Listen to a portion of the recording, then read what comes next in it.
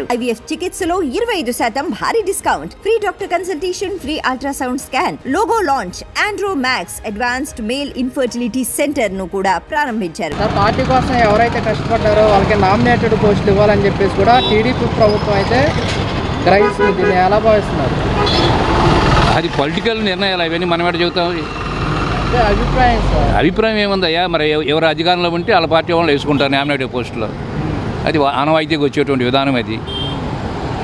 అంటే గత వైసీపీ ప్రభుత్వంలో ఎవరైతే కార్యకర్తలు ఇబ్బంది పడే దాడులకి ఉన్నారో వాళ్ళని కూడా చర్చించి కూడా వాళ్ళకి ఇవ్వాలని చెప్పేసి కూడా టీడీపీ ప్రభుత్వం అయితే గ్రహిస్తుంది. దీన్ని ఏ విధంగా వస్తారు? సహజం అది. ఆ పార్టీలో వాళ్ళని పైకి తీసుకురావాలని వాళ్ళు ప్రయత్నం చేస్తారు. దాన్ని ఎవరేం కాదంటారు. చంద్రబాబు నాయుడు గారు ఎలాంటి గుర్తుపెట్టుకొని కూడా వీళ్ళకి ఇవ్వడం అనేది ఎంతవరకు కరెక్ట్ అంటారు? కరెక్ట్ కాదని చెబుతానికి మనం ఎవరైనా అధికారంలో ఉన్నటువంటి వాడు ఏ నిర్ణయం తీసుకుంటే అది కరెక్ట్, అది వాళ్ళకి అదే కరెక్ట్. అది వాళ్ళ పార్టీ వాడికే ఇస్తారు పదవులు, బయట వాళ్ళకి ఎవరు కదా. మరి పార్టీలో పనిచేసినప్పుడు ప్రతివాడు కూడా ఏదో పదవి వచ్చిందని పార్టీలో పనిచేస్తారు, మరి పదవి ఆశిస్తారు కదా, వాళ్ళకి ఇవ్వడం ధర్మమే కదా. ఏ సెగ్మెంట్లో ఎవరెవరు ఉన్నారో కూడా వాళ్ళ వివరాలను కూడా తెలుసుకొని త్వరగా ప్రభుత్వానికి అందించాలంటూ కూడా చంద్రబాబు నాయుడు గారు విజ్ఞప్తి అయితే చేశారు. ఏంటది? ఏ సెగ్మెంట్లో ఎవరెవరు ఉన్నారు, వాళ్ళ పనితీరు ఎలా ఉంది అని చెప్పేసి కూడా వాళ్ళ వివరాలను స్వీకరించి ఏం పనితీరు నెల రోజుల్లో ఈ పనితీరు ఎట్లా ఉందని ఎట్లా తెలుస్తుంది? ఇప్పుడు నెల రోజులే కదా అయింది, నెల రోజుల్లో ఏం పని చేశారని ఎట్లా తెలుస్తుంది మనకి? అంటే ఈ నెల 8 లోపు కూడా వాళ్ళ వివరాలు మొత్తం స్వీకరించి ఇవ్వాలని చెప్పేసి కూడా చంద్రబాబు నాయుడు గారు అయితే ఒక ఆదేశాలు అయితే జారీ చేశారు. పార్టీ వర్కర్సా? మధ్య పార్టీ వ్యవహారం అది. వాళ్ళ పార్టీ వ్యవహారాన్ని మనమేం మాట్లాడతాం? మనం మాట్లాడటానికి లేదు కదా, వాళ్ళ పార్టీ వ్యవహారం అది. నా టీడీపీ పార్టీ కోసం కష్టపడిన వారికి నామినేటెడ్ పోస్టులు పదవులు అందిస్తామని చెప్పేసి కూడా టీడీపీ ప్రభుత్వం అయితే నిర్ణయించింది. దీన్ని ఎలా భావిస్తున్నారు? ఇస్తారు, నిర్ణయిస్తారంటే ఆల్రెడీ ఇంకా క్యాబినెట్ మీటింగ్ అయింది. ఒక క్యాబినెట్ మీటింగు ఇప్పుడు అన్నీ సెట్ చేసుకొని మీటింగ్లు చేసినాక ఇస్తారు. కొద్దిగా టైం ఉంది కదా, 1 month అన్న అయితే తెలుసు. గత వైసీపీ ప్రభుత్వంలో ఒత్తిళ్లకు తట్టుకొని ఎవరైనా సెగ్మెంట్లో ఉన్నారో వాళ్ళందరినీ కూడా వాళ్ళ పనితీరు ఎలా ఉంది చూసి కూడా వాళ్ళందరూ కూడా స్వీకరించి వారికి ఇస్తామని చెప్పేసి కూడా టీడీపీ ప్రభుత్వం అయితే నిర్ణయించింది. దీన్ని ఏ విధంగా చూడొచ్చు? ఏంటది అర్థం కాదు. గత వైసీపీ ప్రభుత్వంలో ఒత్తిళ్లను తట్టుకొని దాడులు చేశారు కదా వైసీపీ ప్రభుత్వం. అవును. ఎవరైతే ఉన్నారో వాళ్ళని సెగ్మెంట్లో తీసుకొని వాళ్ళ పనితీరు ఎలా ఉంది చూసి కూడా వాళ్ళందరినీ చూసి ఈ సెగ్మెంట్లో ఇస్తామని చెప్పేసి కూడా చెప్తున్నారు. కార్యకర్తలు ఇంకా బాగా ఆవేదనతో ఉన్నారు, కావాల్సింది చేయట్లేదు, ఆల్రెడీ మనం హింసించారు ఆల్రెడీ ఆ గవర్నమెంట్లో అని చెప్పి.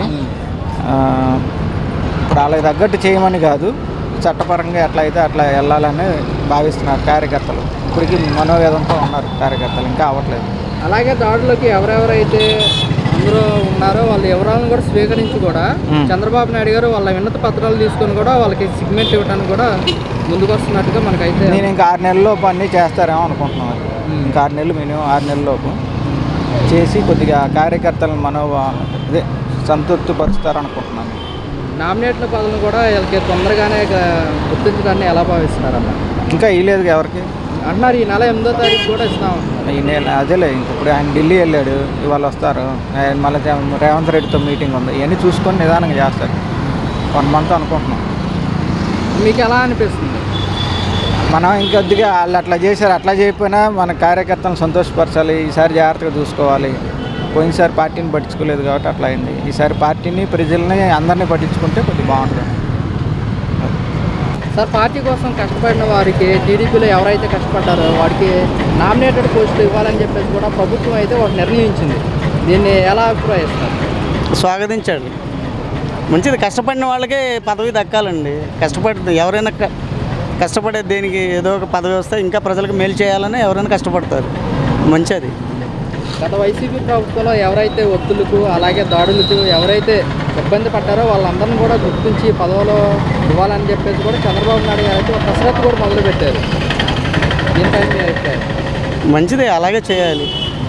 కష్టపడిన వాళ్ళకి ఎప్పుడైనా సరే ఆయన దృష్టిలో గుర్తింపు అనేది ఉంటుంది. అంటే ముఖ్యమంత్రిగా చంద్రబాబు నాయుడు గారు ఈ పదవి కాలంలోనే వీళ్ళని గుర్తించడాన్ని ఎలా భావిస్తున్నారు మీరు? మంచి అభిప్రాయం అది. అంటే ఈ నెల 8 లోపు వీరందరూ కూడా ఎవరెవరు ఎక్కడైతే ఇబ్బందులు పడ్డారో వాళ్ళందరూ కూడా సేకరించి 8వ తారీఖునే కేటాయించాలని చూస్తున్నారు. మంచిది. సార్ అదేవిధంగా చూసుకుంటే కనుక చంద్రబాబు నాయుడు గారు మొన్న చెప్పడం జరిగింది, ఇక నుంచి మారిన చంద్రబాబు నాయుడుని చూస్తారని చెప్పేసి. అవును, ఆయన చాలా మారారు, మార్పు కనబడుతుంది. ఆయన విజనరీ పర్సన్, బాగా జరుగుతుందని కోరుకుంటున్నాము. సార్ పార్టీ కోసం కష్టపడిన వారికి నామినేట్ పోస్ట్ ఇస్తామని చెప్పేసి కూడా టీడీపీ ప్రభుత్వం అయితే కసరత్తు చేస్తుంది. దీనిపైన మీ అభిప్రాయం ఏంటి?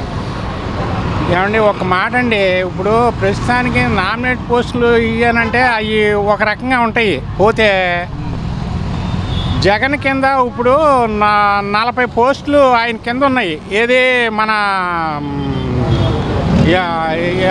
2 సంవత్సరాలు చేసే పోస్టులు అవి ఈయనకి ఏమీ లేదు. నిదానంగా అవి కాకపోతే నిదానంగా ఖాళీ అవుతా ఉన్నాయి.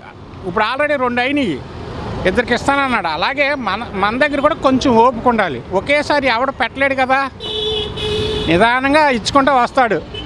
తెలుగుదేశం గవర్నమెంట్ ఇదివరకు గవర్నమెంట్ వేరు, ఇప్పుడు గవర్నమెంట్ వేరండి. కారణం ఏంటంటే ఇప్పుడు ఈవేళ ఈ గవర్నమెంట్లో ఎవడో కూడా కనీసం తప్పులు చేసే అవకాశం కూడా ఉండదు. కారణం ఏంటి చెప్పమంటారా? పవన్ కళ్యాణ్ ఉన్నాడు.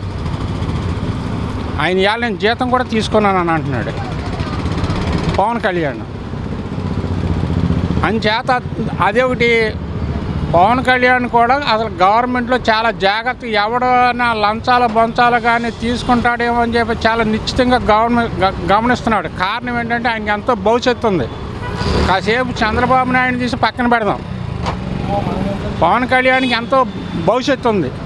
దానివల్ల ఆయన చాలా జాగ్రత్తగా ఉంటాడు.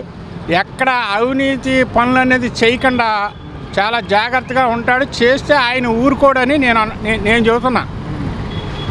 అయితే గత వైసీపీ ప్రభుత్వంలో ఎవరికైతే పార్టీ శ్రేణులు ఉన్నారో, టీడీపీ పార్టీ శ్రేణులు ఉన్నారో, దాడులకు తెగబడి వారిపైన ఎవరైతే కక్ష సాధింపులు చేశారో వారిని అందరినీ కూడా పరిజ్ఞానంలో తీసుకుని వాళ్ళకి కేటాయించాలని కూడా ప్రభుత్వం అయితే నిర్ణయిస్తుంది. దీన్ని ఏ విధంగా భావిస్తారు? టీడీపీ మీద కక్ష సాధింపులు చర్యలు వీళ్ళకి పదవులు ఇస్తారని నేను అనుకోనండి. కారణం ఏంటి చెప్పమంటారా? నేను ఇంకోటి చెబుతానండి, తెలుగుదేశం గవర్నమెంటు ఇవాళ ఒక్క మాటలో చెప్పాలి అని అంటే పవన్ కళ్యాణ్కి లోబడి చెయ్యాలి. ఏది కూడా ఆయన్ని అడగకుండా వీళ్ళు చేయరు, చేసే ఛాన్స్ కూడా లేదు. అంచేత ఆయన ఇలాంటి వివాదాలకే పోతేనే కక్ష సాధింపు చర్యలకి నేను పోనని చెబుతున్నాడు. ఆయన పోడు, ఆయనకి ఎంతో భవిష్యత్తు ఉంది. ఇప్పుడు నన్ను నువ్వు ఎదవా అని అన్నావు, నిన్ను కూడా నేను ఎదవా అని అంటాను. నీకు నాకు తేడా ఏముంది? ఇక అప్పుడు నీకు నాకు తేడా ఏముంది?